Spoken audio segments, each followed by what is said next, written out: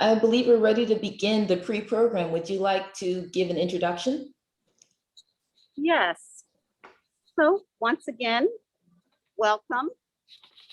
This evening, our pre-program will consist of Nina Hayes and Ingrid singing a song by Willow Smith. And so this song is actually in preparation for Spellcella, which is happening this weekend. Nina attends Spelman College in Atlanta. And she sings, plays the guitar, and just loves to entertain. And when I asked her if we could use her video for tonight, she said yes, yes, yes. She also wanted to give us a live show, but I thought that might be a little bit too much this time, but maybe next time. And then following that will be a selection from the Spelman Glee Club, which she also participates in.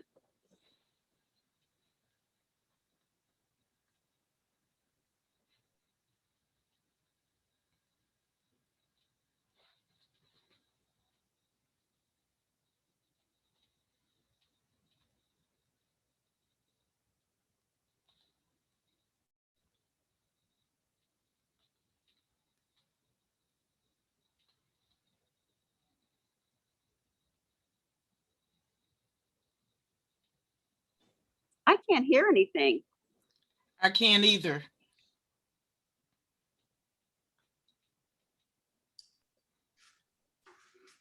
One second. Please let me know if you can hear. I'm going to start it over. Hey guys, what's up? It's me, Nina and Ingrid, and Yes. we're going to be singing Marceline by Willow Smith. Ow!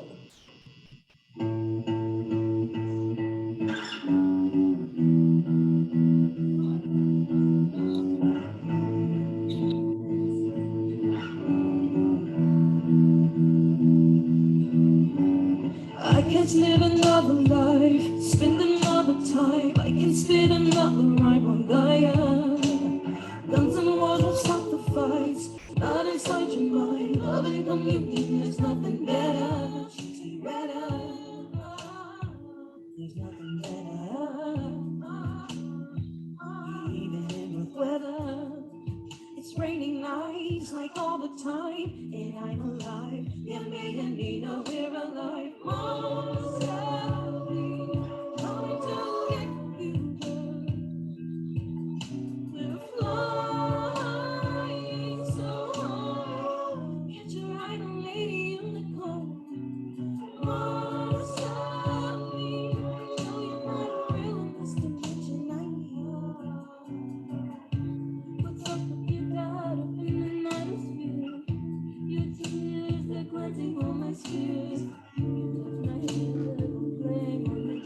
Oh, we don't share no messages. You got nowhere to live, but you go back to stay. Take me with you, sitting down, telling me what to do. Make you think you live for me. Remember your cosmic moves. My side, coming to get you, girl. We're flying so high, scared you ride a lady unicorn. My Sally, my Sally, my Sally.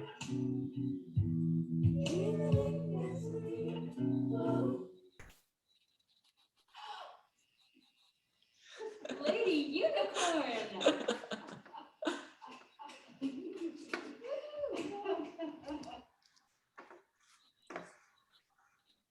I'll be signing autographs after the show.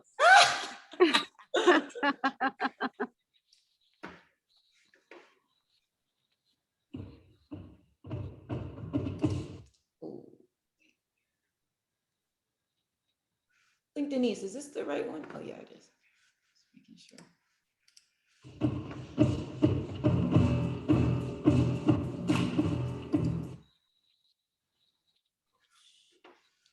Are you all able to see the video?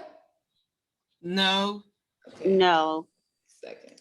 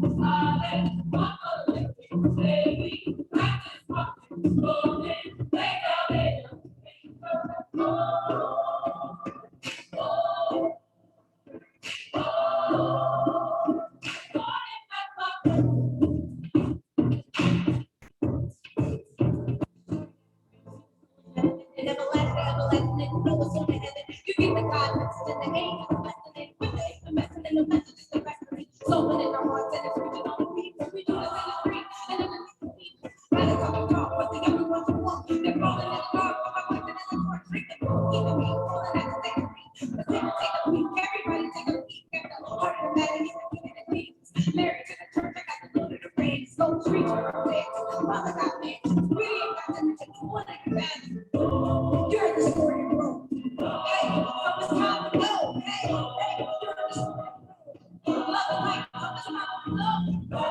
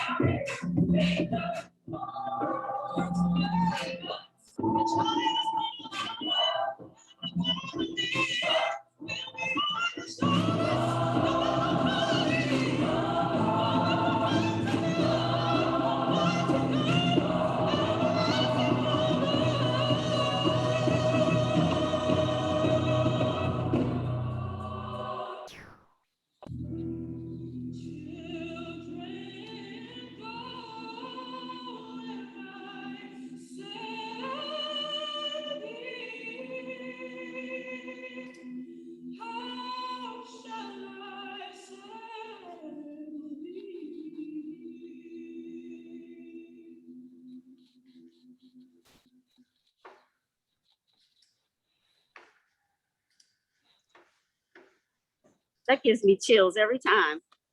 Yes. Very good. I love it. I'm listed as Carletta Burgess, but it's Doris Carson Williams, just so you know. Okay. Hi, Doris. Hi, everybody. So I think we have time for one more. 1 second.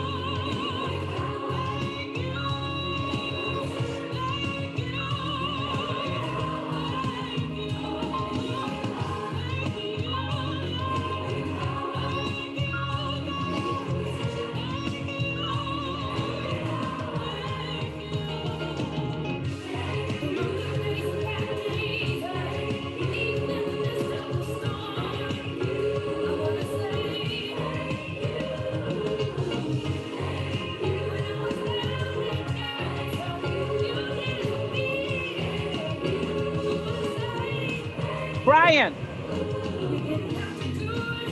I'm good. How are you? Give some gas.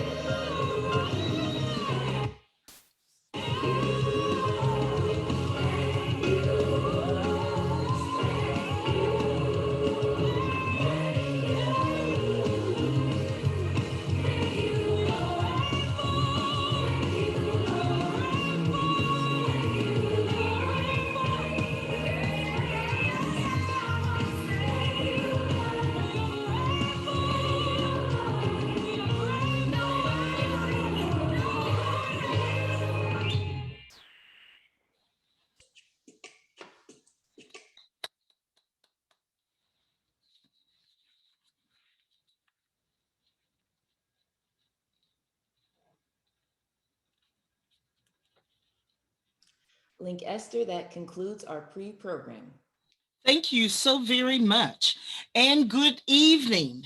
I am Esther Bush, President and CEO of the Urban League of Greater Pittsburgh, and a very proud member of the Links. Welcome to the Pittsburgh Chapter of the Links Incorporated celebration of Women's History Month. Friendship and community service are our hallmarks.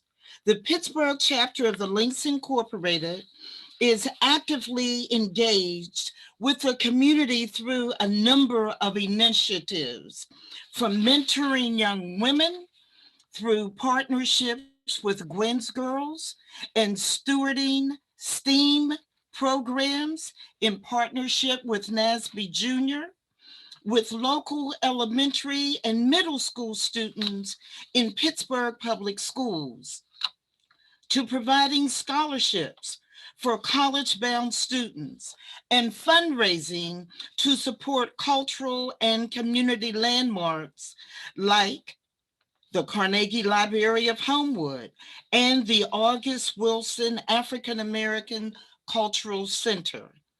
The Links make a profound impact in Pittsburgh and around the globe as an international service organization bound in friendship.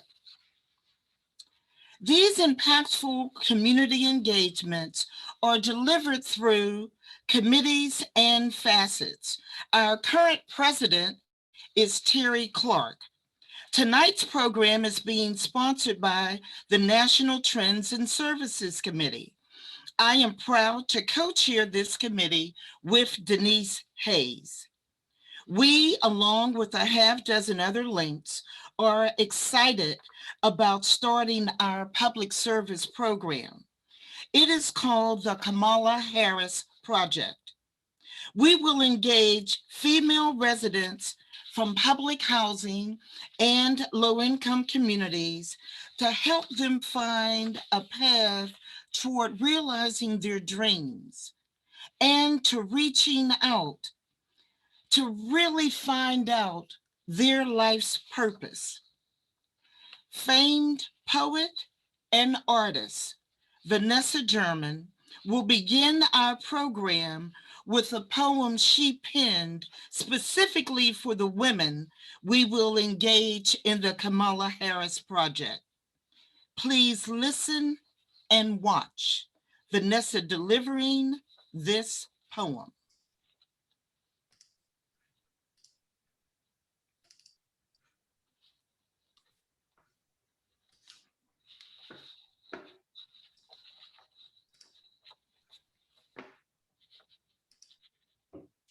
When is the last time you asked a Black woman her dreams? not what she dreamt last night, but for what she dreams, when she lets herself see herself from the inside of herself. When is the last time you asked a Black woman what she wants for herself?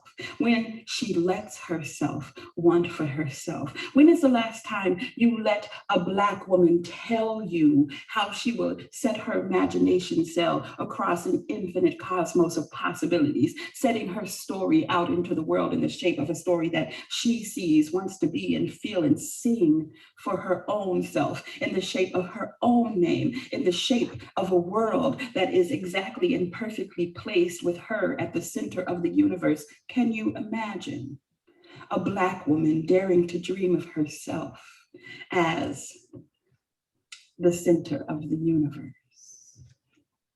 Do we even ask Black women what they dream anymore? Do we just assume we know what a Black woman's dreams are, that it's a replication of another Black woman's dreams, that we are so simple that we just want to be incarnations of each other? I'm here for a Black woman's dreams. I am here for a Black woman throwing her entire imagination out into the cosmos like a net, casting a sea of infinite possibility, strategically gathering the muscle that she needs to go where she wants to go and do what she wants to do. I am here for a Black woman's dreams. I am here for us taking up time and air and space and asking Black women what they want to dream, and not just assuming that we know because the statistics tell us how a Black woman's life is going to go. I am here for a Black woman telling me that she wants more, that she needs more, that she deserves more, that she's tired of being the statistic that is at the bottom of the floor. I am here for Black women dreaming. I am here for Black women dreaming dreams so big and loud and shape-shifting and never before seen dreams in the shape of a Black woman's hands. I am here for Black women dreaming their dreams at the wing, at the fulcrum, at the axis, at the center of the universe, anything she wants.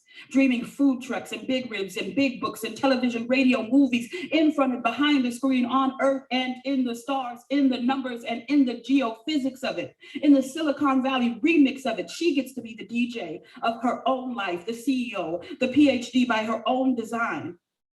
I am here for a Black woman's dreams. I am here for Black women reclaiming their time and centering the center of their creative gravity in their own hearts and in their own minds and in the prowess of their own power and muscle. If you want to see a future glowing bright, ask a Black woman her dreams and don't bet against them. She is everything she needs to be and is shape-shifting a world where every human being will have the capacity to rise to the occasion of their own lives. I am here for a Black woman's dream coming true. I am here for Black women thriving. I am here for Black women speaking it out loud to the full sun. I am here for Black women easing into the brilliant flesh of their own delight. I am here for Black women, black as the night and bright as the full moon. I am here for the dreams of cosmic Black women, intergalactic space traveling, NASA pioneering engineer Black women on the International Space Station, listening to Megan Thee Stallion, repairing solar panels, going on solo, slow spacewalks to be a star among the stars, because that is who we are, as rare as helium-3. We are the crown. We are the jewels. You couldn't take off your regality if you tried, sister. You are a queen on the inside of the inside of the inside. And I am here for your dreams coming true. Woo! Wow. Fantastic. Thank you, Vanessa. I'm sure everybody heard the message that set us up for our panel. Now it's my pleasure to introduce Jalila Jefferson-Bullock. She is a Link sister that just, how long have you been here? A year, 2 years now? Relocating here from New Orleans. And she is a law professor at Duquesne University. She is an individual that received her undergraduate degree from Harvard, as well as her law degree from Harvard. She was a state representative in New Orleans And she favored looking after those individuals who were trying to really make their way following what happened in New Orleans after Katrina. Voting rights is one of her serious areas of interest. It is my pleasure to introduce to you Jalila Jefferson-Bullock, Associate Professor in Duquesne University's School of Law. She will moderate our panel this evening as we learn more about the living conditions of African American women in Pittsburgh. Professor Jefferson-Bullock, it's all yours. Good evening, everyone, and thank you so much for that incredibly gracious introduction. On behalf of the Pittsburgh Chapter of the Links Incorporated, I want to welcome you again, yet again, to this evening's celebration of Women's History Month. Tonight, as we celebrate Women's History Month, we are reminded of the myriad, incomparable, yet often overlooked contributions to history, culture, and society made by women. From Sojourner Truth to Rosa Parks to Shirley Chisholm to Madam Vice President Kamala Harris, the timeline of women's history milestones stretches back to the founding of the United States. So, as this country has done annually since 1987, tonight, in honor of Women's History Month, we pause, we remember, we honor, and we celebrate. The celebration is not all that we do. In the style of women of color throughout the ages, specifically Black women in this country and all over the world, in the style of the Links Incorporated, we also go to work, and there is much work to do.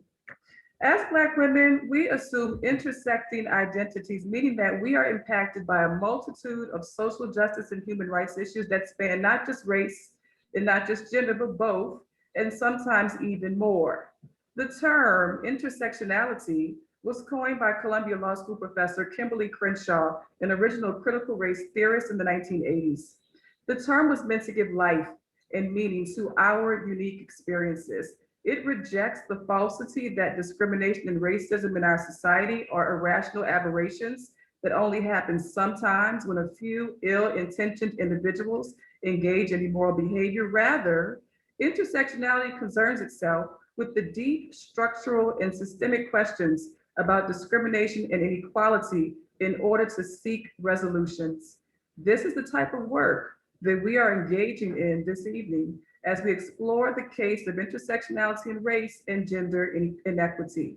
We will do so through the very precise lens of the city of Pittsburgh, specifically Pittsburgh's Gender Equity Commission's 2019 report, chronicling the inequalities and inequities that women of color face in the city of Pittsburgh.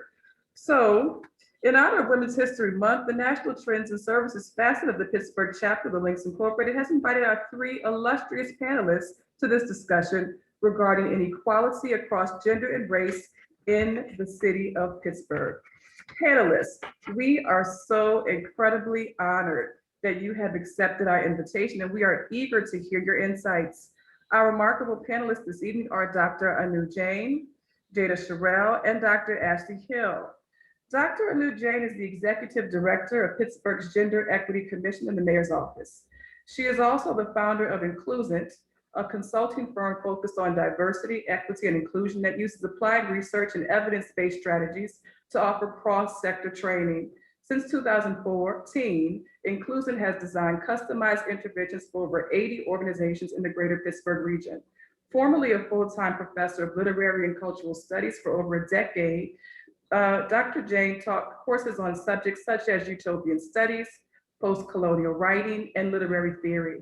She is also the author of How to Be South Asian in America, Narratives of Ambivalence and Belonging, which investigates how the American dream shapes the national imaginary and influences public policy. She received her PhD from the University of Wisconsin at Madison and her BA from Bryn Mawr College. Dr. Jain, we welcome you this evening. Our second panelist is Dr. Ashley Hill. She is a reproductive epidemiologist and postdoctoral scholar with the Division of Adolescent and Young Adult Medicine at UPMC Children's Hospital of Pittsburgh and the Department of Pediatrics at the University of Pittsburgh. Her expertise is in social and reproductive epidemiology, health disparities, and co-occurrence of social, environmental, and biological factors that contribute to sexually transmitted infections. Her research examines the impacts of structural and social determinants on reproductive outcomes of minority adolescent and young adult women, and aims to develop integrated approaches that can be translated to community-level prevention interventions. She received her BS from Spelman College, her MPH from Georgia Southern University, and her PhD from Texas A&M University. Welcome, Dr. Hill.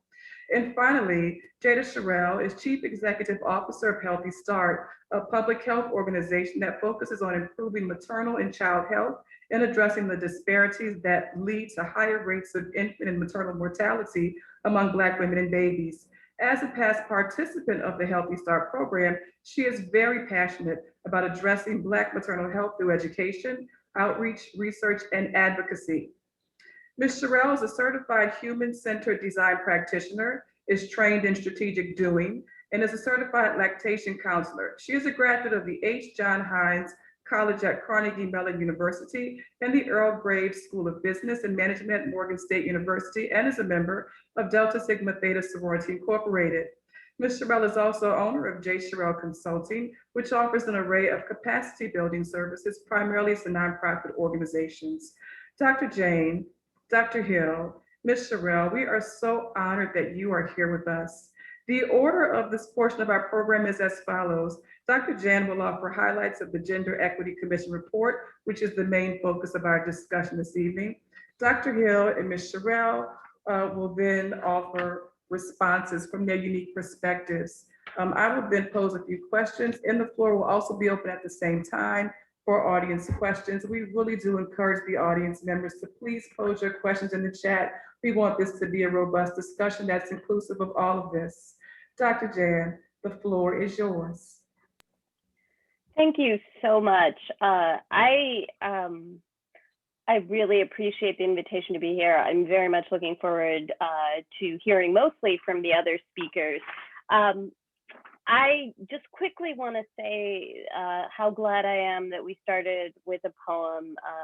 First of all, Vanessa German, every time I've heard her and seen her art, I'm always moved. But that you would invite me into this space and that we would open with joy and celebration and resilience, because my day job is sometimes really depressing and it's work I've been doing for a long time. And I laugh because sometimes you can do nothing but laugh when you're working towards justice, because we as a country were founded on principles that are of the highest aspirational vision we could have, the American experiment.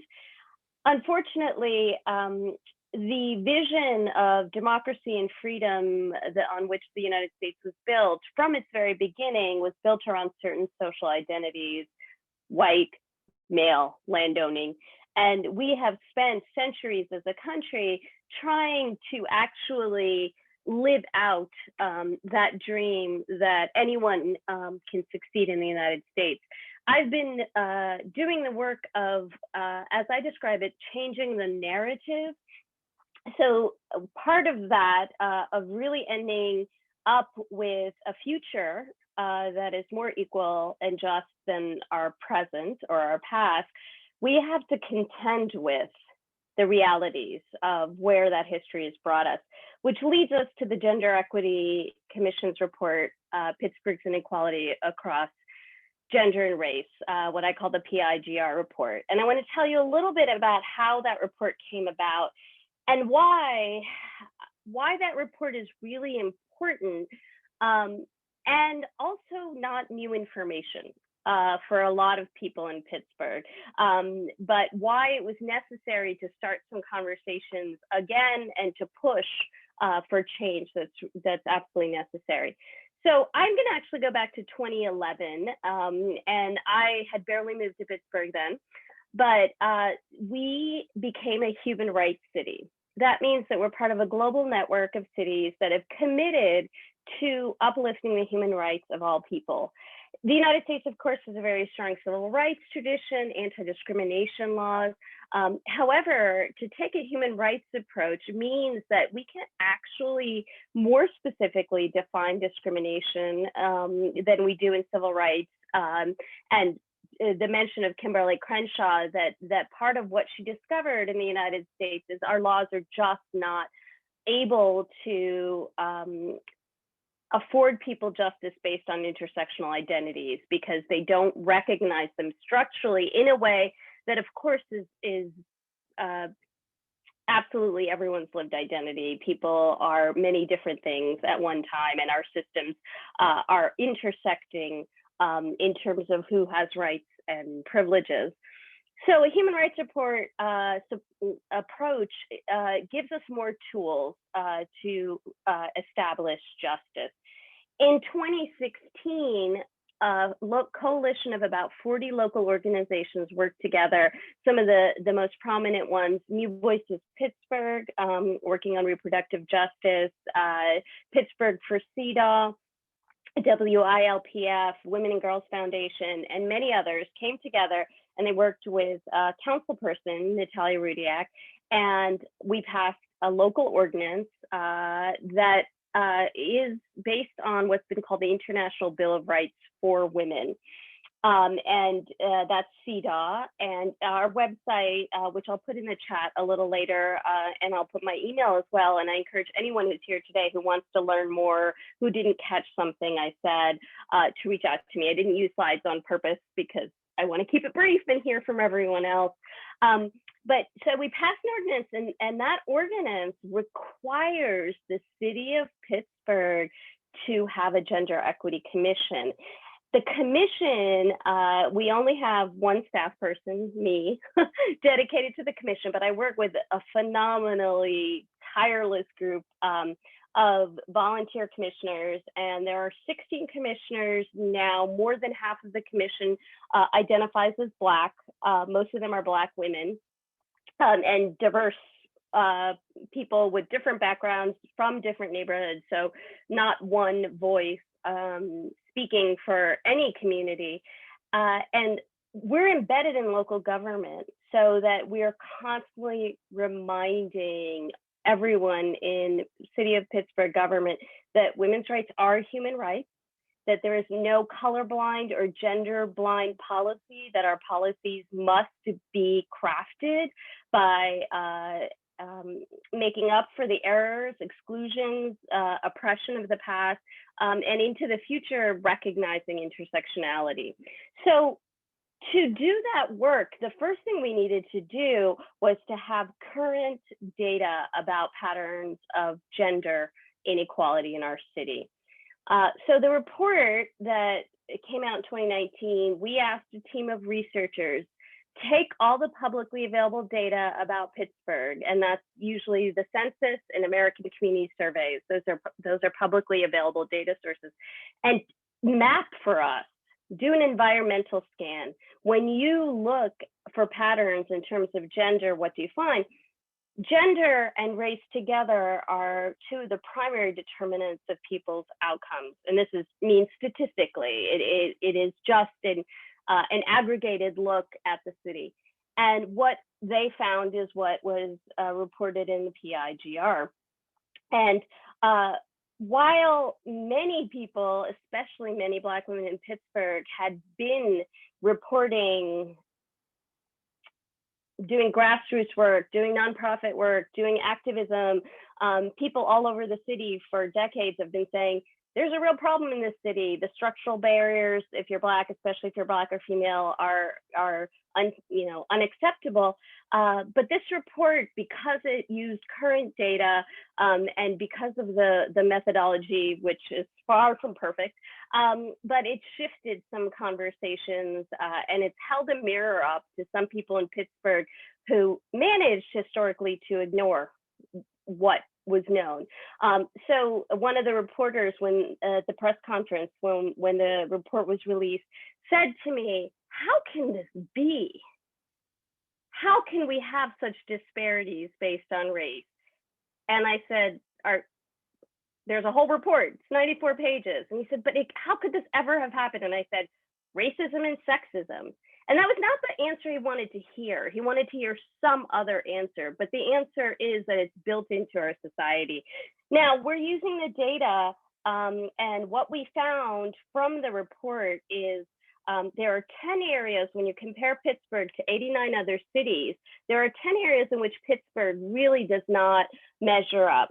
And the reason that the comparison to other cities is helpful, because we know that while nationally we have inequalities, these are patterns that some other cities have done better than Pittsburgh. And so can we learn from these other contexts? What are possibilities for us to not just talk about overcoming inequalities, but actually adopting policies? Of the 10 areas, what they called indicators with room for improvement, 4 of them are things that city government can actually directly impact by programs, services, and policies. Several of them have to do with health, which in Pittsburgh, health is policy is mostly handled at the county level. We're partnering with as many organizations as we can to help support ways to work on the city level on health-related issues. Several of the findings related to Pittsburgh Public Schools, which is also a separate entity than city government. And so we're trying to work on supporting educational reform. But the 4 areas in which we can directly make an impact are low rates in the labor force for Black communities, occupational segregation especially for Black men, poverty, especially for Black women and children, and low average income for Black men. So when you look at gender and race intersectionally, those are the 4 things the city government can make an immediate impact on. So in 2021, so 2011, Pittsburgh became a human rights city. In 2021, the Gender Equity Commission is working on workforce equity. And we recommended, and we're thrilled when the city is started, and it should be launched any day now, a guaranteed income program. So 200 people in Pittsburgh will be given direct cash payments. 100 of them will be Black women, because they are the group that experiences the most poverty, who are impoverished by histories of racism and sexism that have taken a particular shape in our city and led to the outcomes we see today. So direct poverty alleviation, because poor people don't need forms and hoops and white savior treatment, they need economic uplift. And so that's one thing that the Gender Equity Commission has championed. And over the next 5 years, between free trainings to city residents to self-advocate, especially with COVID and all of the negative impacts it's had on halting gender parity and racial parity, and also exacerbating existing inequalities. We want people to have access to quality work so that they have high quality of life, so that they're able to pursue self-empowerment, and that when we look to the future of Pittsburgh 10 years from now, when a report like this is done, we must make sure it does not show us these patterns, because they are unacceptable. So we're trying to do everything we can, but as I said, this is me turning it over because I really want to hear what members of the community think, and that's an important part of the work we do. And the Gender Equity Commission is really trying to make sure we don't repeat the errors of the past of thinking about gender equity or women's issues as one perspective, but as a very diverse intersectional array of needs and ways to support each other for a city that is actually livable for all. Thank you. Thank you, Dr. Jan. Dr. Hill, the floor is now yours. Thank you. So I again also want to say thank you for inviting me to be in this group. And it's also always really nice to see my alumna well represented here as well. So I am excited because I think that this conversation lends itself to an opportunity to really get a pulse for not only what we as community are feeling is actually kind of happening on the ground, but also being able to combine what we're seeing in the data, the things that were presented in the gender equity report, but even some of the things that were not able to be presented in that report, which I think are also, just as important. And so a couple of the things, and I'm kind of just going to tell you a little bit about what I do and then talk to you a bit about the things that I thought really jumped out at me from the report. Several of my colleagues and mentors were very involved in sort of discussing some of the media coverage around the report, and I think you all may have heard a little bit about that. But I think for me, as I'm not from Pittsburgh, but have really grown to appreciate the city, I think it's really important for us to understand the landscape from our perspectives, for sure, to understand how we can best make sure that the things that are happening in our community and across the city are actually driving change from all levels, whether that be for our youth and in schools, or whether it be in policy settings, whether it be in university settings. We want to make sure that we have touch points across all factors. So as I'm currently a postdoctoral researcher with the University of Pittsburgh, my primary focus and emphasis is on adolescent and young adult reproductive health. And so I primarily work in sexual health and trying to come up with innovative strategies to prevent sexually transmitted infections. The reason that that's so important to me is because adolescents and young adults age 15 to 25 make up over 50% of all STIs in the United States, which is abysmal.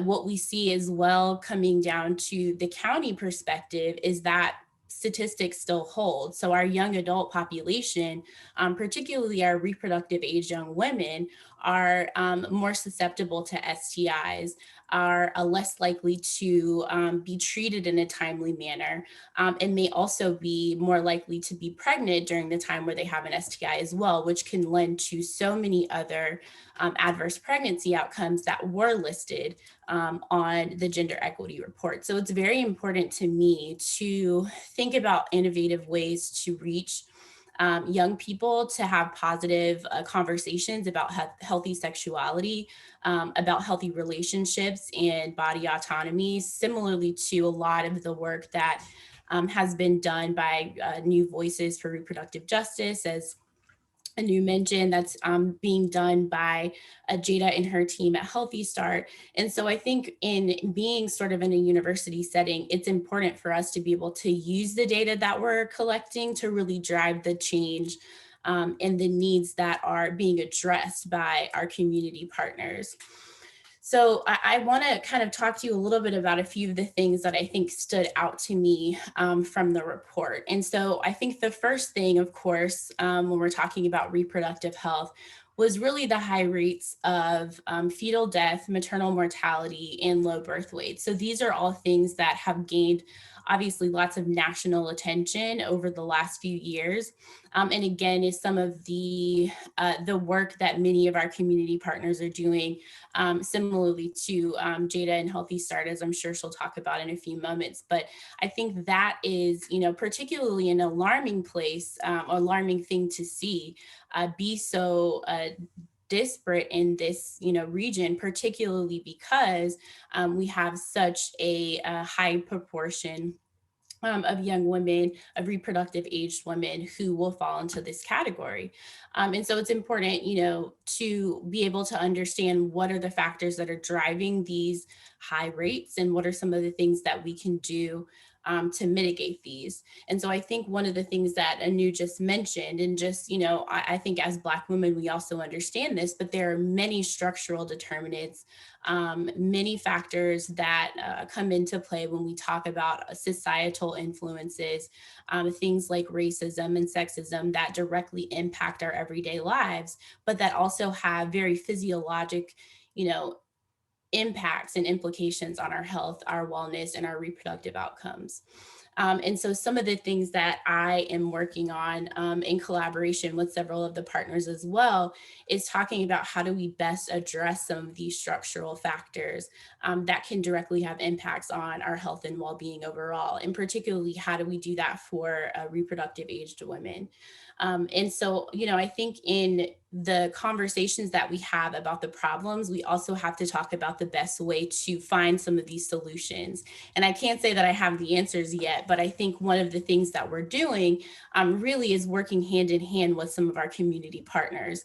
One of the things that I shared with Jalila prior to coming on is I am a member of the Health and Wellness Working Group with the Black Girls Equity Alliance that's convened through Gwen's Girls.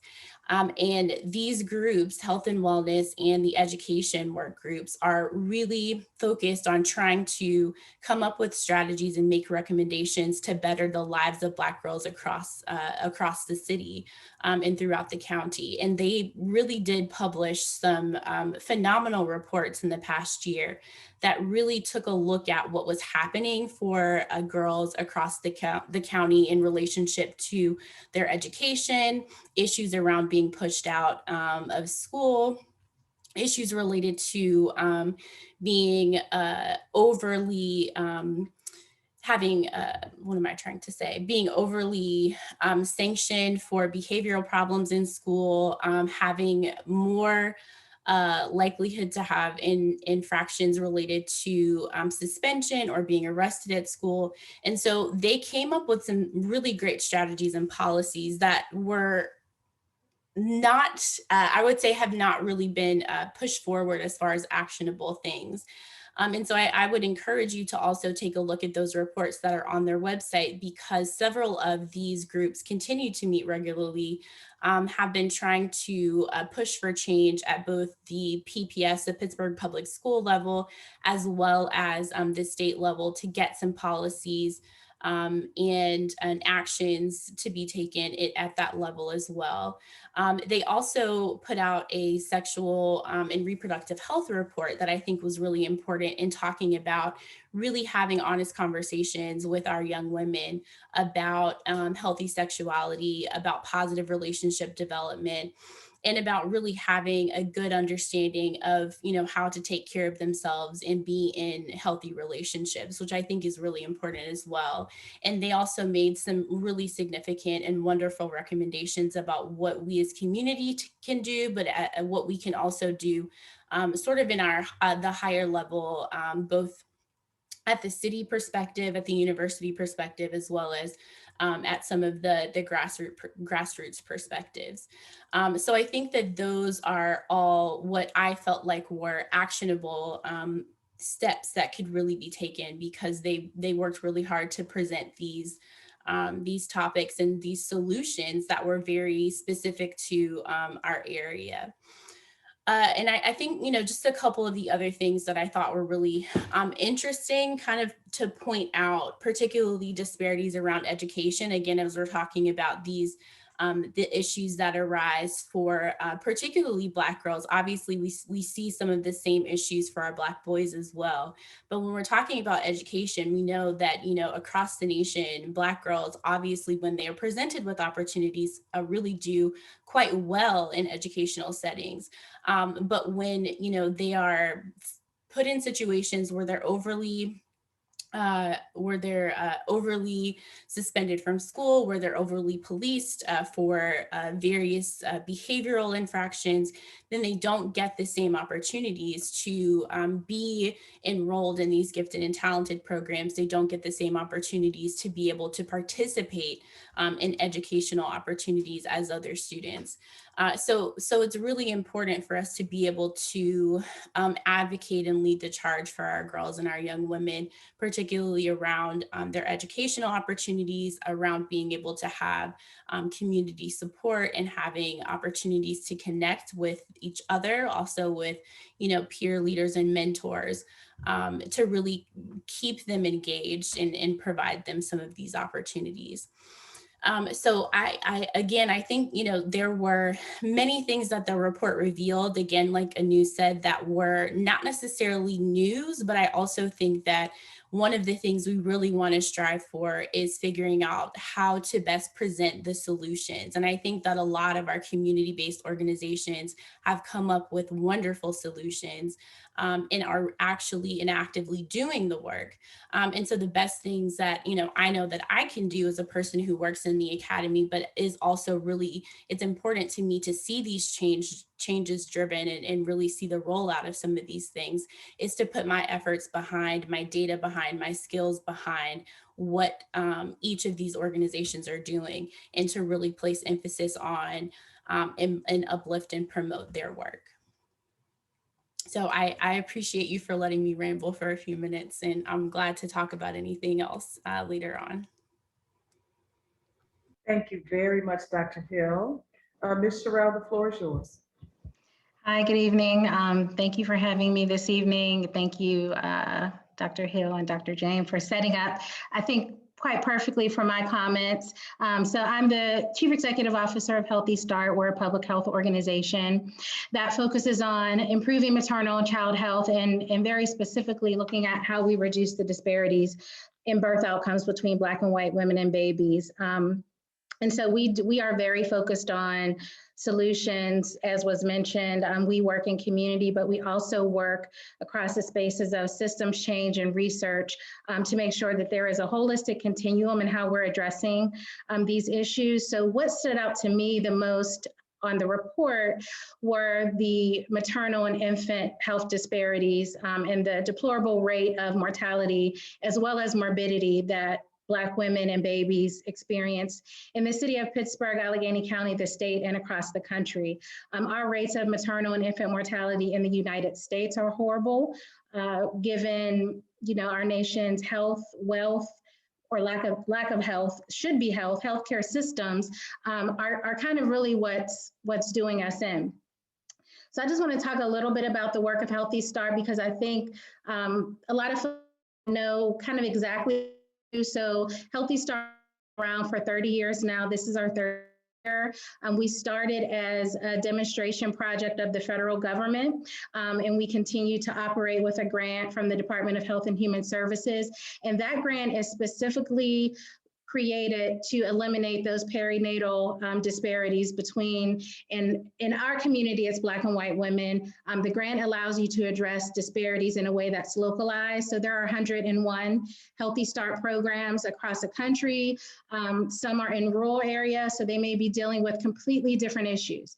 But what we know is here in Pittsburgh and Allegheny County, we have a huge disparity between outcomes for Black and white women and babies. So, we provide direct services to women and family via home visiting. So we enroll women prenatally, we educate them around what to expect, around breastfeeding. We use evidence-based practice, but we also work with our partners in the academic space to look at research, to look at why women are experiencing and why income, economic status, and education is not a protective factor for Black women when we're talking about infant and maternal health. So I wanted to really leave you with a couple things that I think we should all know, because again, I think a lot of these statistics are very alarming, as they should be, but I think it leaves us with a lot of questions. So like I said, income and education is not a protective factor. Why is that? So the first thing I wanted to leave you with is that the risk factor is not race, the risk factor is racism. So Dr. Kamara Jones, who's an epidemiologist, defines racism as structuring opportunity and assigning value based on race, which is simply a social construct and is based on how we look. So We all know, the same neighborhoods where we see those disparities and sleep-related infant deaths, the same neighborhoods where we've seen redlining historically are the same neighborhoods where we see food deserts, are the same neighborhoods where we see higher rates of obesity, hypertension, crime, you name it. So when we look at racism, which is, there are levels of racism, but structural, there's a whole host of policies that got us to where we are. So the next thing I want to leave you with is individual behaviors are least impactful on our health. So a lot of times we look at what did she eat? What did they do? What are their behaviors? How do we put this program in the community to correct people's behaviors? How do we do an information fair and focus on what people are doing wrong, why they are in the situation that they're in because of their own behaviors? That is the least productive way to make change. We really need to be looking at the policy level that tells us what structures are in place to give people limited choices and really set some people up. Again, when we talk about racism, structuring opportunity and assigning value, a lot of folks just don't have a menu of good choices to make. Similarly, clinical factors are the least responsible for our health. So when we look at socio-ecological models of health, we need to look at what policy is in place, what do our communities look like, on down to individual behaviors. So individual behaviors is, again, least impactful, as is clinical services. So think about how much time you spend at your doctor's office in a good year, in a healthy year. Think of how much time you spend at your doctor's office versus how much time you spend in your community. What air are you breathing in your community? Is your community walkable? Does your community give you access to fresh foods? All of those things. So about 80% of our health comes from those individual behaviors, community-related factors, policy-related factors, and much less of that comes from what goes on clinically. Not to say that the clinical, that our doctors and our medical professionals aren't extremely important, but when we look at where we as society place value and invest, when we look at, how some folks may want to look at solving these health issues and these issues of infant and maternal mortality, it's not by putting more money into research necessarily, because research has been done and the research tells us that racism is contributing to a very poor quality of life for Black people in Pittsburgh, for Black women and babies. It's killing us, and that this is set up structurally. So how do we put our investment in allowing Black women to lead? And so the next thing that I wanted to leave you with is one of the solutions is investing in Black women to be the authors of our own story, to be leading, whether it's clinical services and community services. So when we even look at our clinical environment, what does it take to keep Dr. Ashley Hill in Pittsburgh for her career?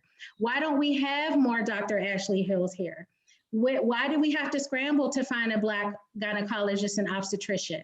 There are systemic factors in place that not just at the community level make it unlivable, but also at the academic level and at the clinical level. What is going on in those spaces? I can't tell you the number of times I'm invited to meetings within certain institutions thinking that we're going to talk about true change, clinical factors, and the meeting is a presentation on who needs to go do a health fair. That is not where we're going to see, that's not how we're going to save people. We're going to save people by really calling out racism and changing those structures that are contributing to women and babies dying. So I can't, talk about this work without uplifting the work of Black women and allies in this space that's doing this work. Definitely my team at Healthy Start, all of the Black birth workers in the city of Pittsburgh who are working tirelessly as lactation counselors, doulas, midwives, obstetricians and gynecologists, are Black women in research who are fighting struggles within their institutions. So some of them were already mentioned, definitely new voices. Dr. Dara Mendez at Pitt, who has mentored so many people. I think, Ashley would speak on just the value of Dr. Mendez to this work. but also nationally. So Black Mamas Matter Alliance has a whole Black paper. It's not a white paper, it's a Black paper. It's a policy paper about what we need to do to allow Black women to lead this work. And these are not, this is not just anybody. These are doctors, these are public health experts, and these are women with lived experience, most importantly. So we need to really respect lived experience. We need to advocate for lived experience, and we need to be paying attention to who's doing the work and where is the messaging coming from. And I did want to talk really quickly about, just some reference points. If anyone's interested in learning more, there is a plethora of, I think, you can't look at the news these days without seeing something about Black infant and maternal mortality. Beyonce had a story, Serena Williams had a story, Judge Hatchett's son-in-law, daughter-in-law, and son had a story. So it's become very public. It's moved from, a private tragedy to a very public crisis that we need to address. So medical apartheid, if you are so inclined to take a look at that book, it just gives a really good history of how we got here. Our medical system was built on abuse of Black bodies. And so here we are still abusing Black bodies. Everyone knows the story of Henrietta Lacks. And this stuff goes on today. There are still medical texts that have information about race-based pain tolerances. There are still Black women who go to give birth and are drug tested when it's not standard protocol. There are still Black women who are mistreated and treated differently and aren't listened to. And that's really the root of why we're here. So thank you. I'm happy to entertain any other questions. I am though actually going to transition to my phone because I have to head out of here, but I'm still here and I'm still listening and still able to take any questions if there are any. But thank you for bringing this important conversation to light and giving the opportunity for different perspectives. Ms. Shirriel, thank you so much for your remarks. So I'd like to thank all three of our panelists for their incredibly engaging and impactful remarks. And I want to let you know now that the floor is open for questions. I don't see any in the chat, and so I'll pose some myself, but I would like to encourage all of you to please join the conversation and please ask your questions. We want to include all of you. We want to hear from you. Okay, so what I did prepare a few questions, and they're focused, they really fall into four specific areas: employment, education, health, and then perhaps remedies if we get to it, because I do believe that we're closing out at 8:15.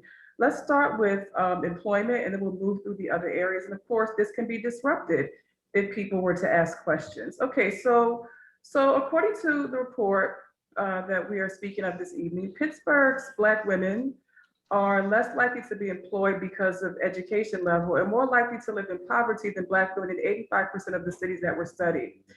This is so even though Black women are among the most degreed people in the country. It's also so even though Black women work harder than everybody else in the workplace. Studies show that, and that women generally work 10% harder than men, and that we're assigned more tasks and still end up somehow completing them despite all of the other pressures on our lives, okay? But again, I wanted to, and then this is also true even in spite of the moral imperative of welcoming diversity and the fact that gender diversity is good for companies' bottom lines. So given the dismal numbers in Pittsburgh, what I want to know is this: what are some factors specific to our city, specific to our region, that have led to such dismal employment rates for Black women? I asked the question this way for this reason. One thing that I think we ought to be doing is thinking about how to abolish some of these structures. We call that, and you all are academics, abolitionist theory, right? We go down and deep down into what not just what happened, not just presenting data, but why does it happen? So what I want to know is, what are some of the factors specific to Pittsburgh that have led to such dismal employment rates for Black women? What are our thoughts? So I guess I'm not from Pittsburgh and I'm not a Black woman. So I can offer what I know from research and from community engagement that I've done for the 10 years that I've been here. But I want to make that, just to be really clear that I am more a student and an activist than an expert on the history of Pittsburgh. So along with national policies, as both speakers pointed out, and as you know, the event started, they were very specifically set up to keep people who are not white, especially Black people, out of certain neighborhoods, separate from certain opportunities. And on the one hand, 50 years is a long time. And on the other hand, it was only 50 years ago that our local newspapers stopped separating jobs by gender, that jobs were listed as male and female. And so even though the laws have changed, bias continues to uphold those very, I mean, they were very carefully designed to prevent Black uplift because of racism and power hoarding and resource diversion. And so, you know, in the United States as a whole, we've seen the wealth be channeled upward, and that poor people pay more to live in the US than rich people in terms of how much they're contributing to economies. So we see that happening on Pittsburgh. And then there are some reports that came out of Pitt Center for Race and Social Problems that speak to how the geography of Pittsburgh, actually the jokes about bridges and tunnels, helped to keep the physical segregation to really lock it in, and then of losing population throughout the last part of the 20th century, deindustrialization, that Pittsburgh was not a place that saw new people coming in. And so historically oppressed communities really didn't see the kind of change that some other cities might have seen, that might have let, you know, new ideas. So there's a kind of entrenchment of power and leadership. And the philanthropic money that is here has mostly helped people who are already privileged to do even better. So I hope that answers the question from the sort of learner perspective. Sure, any other comments? Thank you, Dr. Jain. I would say too, and I'm also not from Pittsburgh, so my knowledge is still pretty fresh, and I can't say that I understand it all. But one of the things that I think, as a mentee of some of the Black women scholars who are in public health locally, as Jada mentioned, Dr. Dare Mendez has done a great deal of work around geographic distribution, specifically looking at residential redlining and the relationship between birth outcomes.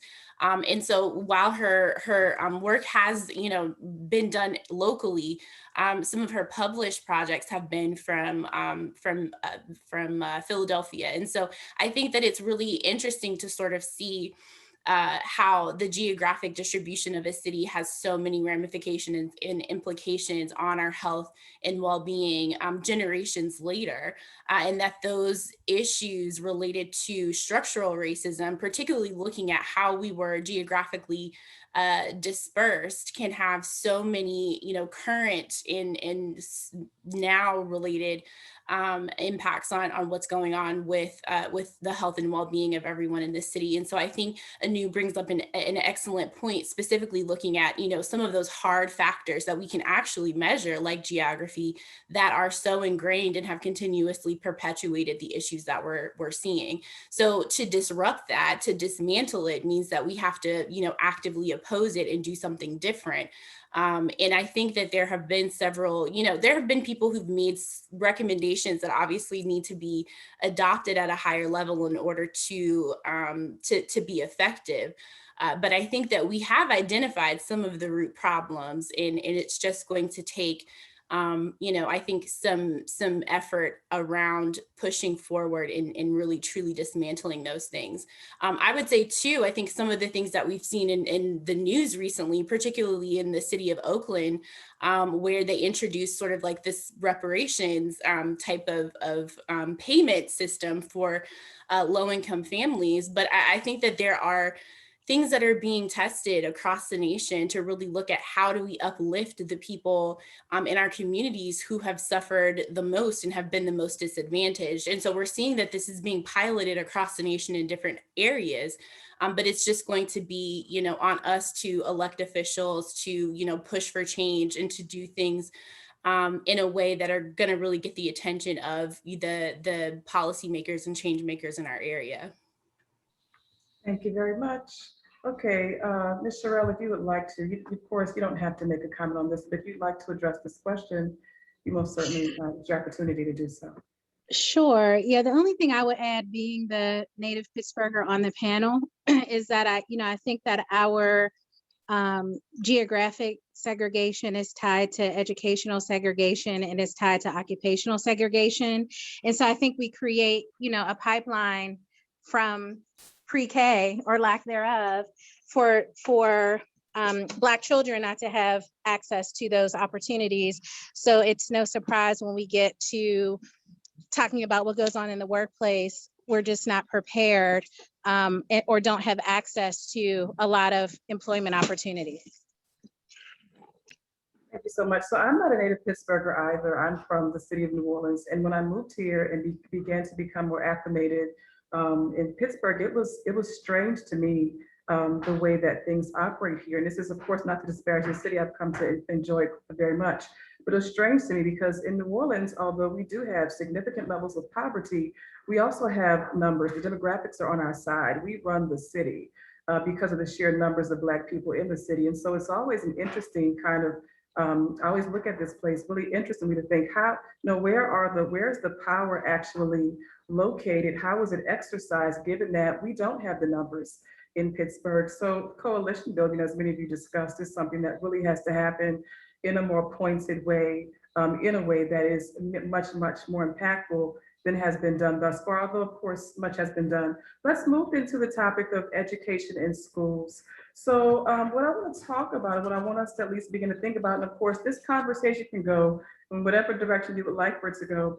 Part of the materials that Dr. Hill sent me in preparation for this evening were materials about Black children in Pittsburgh being less likely to be enrolled in gifted and talented programs. It's very interesting. But then also Black children in Pittsburgh being more likely to be suspended from school, be referred to police for behavioral infractions and arrested at school, but even more specifically, not just Black children, our Black girls, And so, of course, in honor of Women's History Month, we've got to pay a little bit more attention, a lot more attention to our Black girls. So in Allegheny County, Black girls are 10 times more likely than white girls to be referred to the juvenile justice system.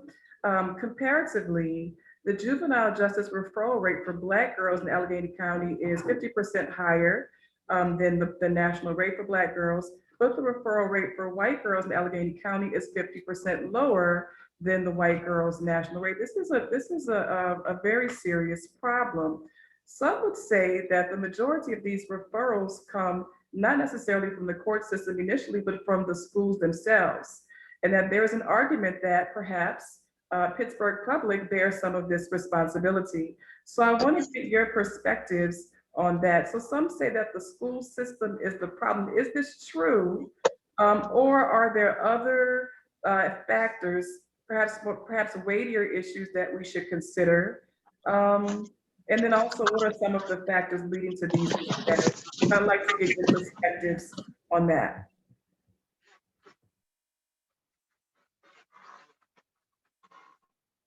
Trying to come off mute. Okay.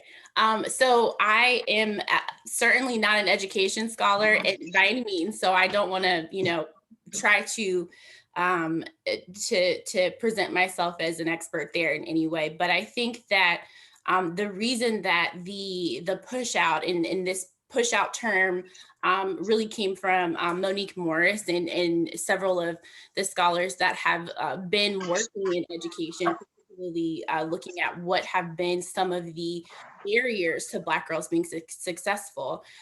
So push out, I think, has really been rooted in this idea that Black girls are really truly adultified by other adults. So that means that there's this innocence that's taken away from a black child overall, because we also see that with Black boys, but particularly with Black girls, being presented as difficult or non-compliant, or having specific behavior problems. So because they won't specifically conform to whatever is happening in that classroom, or that they are trying to express themselves in a way that makes sense for them, they're seen as non-compliant, and then in that regard typically referred for behavioral related infractions, or even and in some cases referred to juvenile justice from their schools. And so, I think the group, particularly the education and the juvenile justice group with the Black Girls Equity Alliance, has taken a significant stance against these measures, and have really been pushing both at the Pittsburgh public school level as well as the city level to disband some of these measures that have really been adopted, kind of as a through line throughout schools. And they have seen quite a bit of success, particularly, I think, there has been one school, one district that was able to completely remove police and from their school and their facilities, and they actually saw an increase in their graduation rate. They saw improvements in their retention. Their students actually were performing better after they removed these police presence from the school. And so I think that it really just takes people deciding that they want to make that choice. We know, and as we're seeing, across the country, that policing does not solve our problems. Policing actually usually, yes, Woodland Hills, that's exactly right. Policing usually, causes more issues than not. And so I think when we're able to really improve the resources that are available to our students, the resources that are available to our communities, we actually see a lot of the aspects that we deem unfit, or that we see as negative parts to whatever institution that we're trying to build, we actually see those negative things are reduced. And so I think, those particular instances, particularly again with Woodland Hills School District, with the work that the Black Girls Equity Alliance is trying to push for in collaboration with the juvenile justice system here, that they've really been able to take strides that are more person-centered. They're really more focused on the social determinants and the whole child, which is extremely, important, and the only way that we're going to be able to dismantle these systems that have really been put in place that don't serve, our children, our youth, or ourselves very well. I was quickly going to pop in and say I do not have children, and I have not worked in K through 12 education. My space is really higher education. Kathy Elliott was one of the inaugural members of the Gender Equity Commission. She's executive director of Gwen's Girls, and the Black Girls Equity Alliance is coordinated by Gwen's Girls. So we were very lucky that the Gender Equity Commission had that expertise and was able to learn from it. Unfortunately, our ability to influence Pittsburgh public schools is limited because their systems do not interface with ours. I've never actually honestly been able to get a meeting with anyone in Pittsburgh public schools. So there are structural barriers, and those some have to do with local government. So that's another thing, that our infrastructure and our fragmentation across municipalities in Pittsburgh is another reason why patterns of historical racism have sustained as well as they have, because we don't have alignment and cooperation between different systems. I also wanted to say Jada is trying heroically to stay on, and I don't know if she can hear us, but thank you. I'm still here. I just don't want to ask you to put my camera on, and I'm like, I think you'd rather see my picture than see my air freshener. So, but I'm here, I'm listening, I'm just in transit. But thank you for staying on, and I wanted to just toss it to you if you had thoughts. No, the only thing I had to add, also not being an education scholar or focused necessarily, but all of these issues are very intersectional. And I did have the pleasure of doing a lot of work with Dr. Elliott related to her work with the Black Girls Equity Alliance. And so it's just that we see the same thing, just a different context in the space of healthcare. We see the adultification of Black girls. We see assumptions being made about, you know, how worthy someone is, or how honest they are, or, you know, how human they are. And it's the same thing, different context. And I think we also see how these things start from early childhood, and it looks one way in the school system, and then it looks a different way as we get into this particular space, and as the trajectory continues, it's just different forms of oppression over the life course. Okay, thank you very much. We appreciate that comment. So we have a comment in the chat. It's not quite a question, but it's a comment, and maybe you guys can speak to it if you're able. It says this: maternal mental health and postpartum depression are significant issues among African-American women. Pregnant women and young children should receive additional screenings and tracking. SB 200 and HB 200 need to be endorsed and passed. So we're moving now to our questions on health. Do you all have any information on either of those pieces of legislation and what they do, or any comments on them, or any point of view you'd like to share? If not, I do have more specific questions for you. I'll just share that definitely the depression screening is critical, but just as important is making sure that there is a pipeline of services that women can access, and men as well, that are culturally competent. And so there is legislation around, if a woman screens for depression, she and her child will automatically have access to early intervention services. So that's critical. That's really good legislation, as well as legislation around Medicaid expansion to take a woman to 1 year postpartum. So those are really great wins and things that we need to be paying attention to, as well as the Black Maternal Health Momnibus Act of 2021. We have some local sponsorship of that. Healthy Start and our Community Action Network and the Black Women's Policy Agenda did a legislative breakfast on last Friday. And so we had Representative Morgan Cephas from Philadelphia, who's a co-sponsor of that legislation, as well as some of our wonderful local elected officials who are very supportive of Black maternal health. Okay, thank you very much. We have about 4 minutes left. I'm going to take these 2 questions from the chat.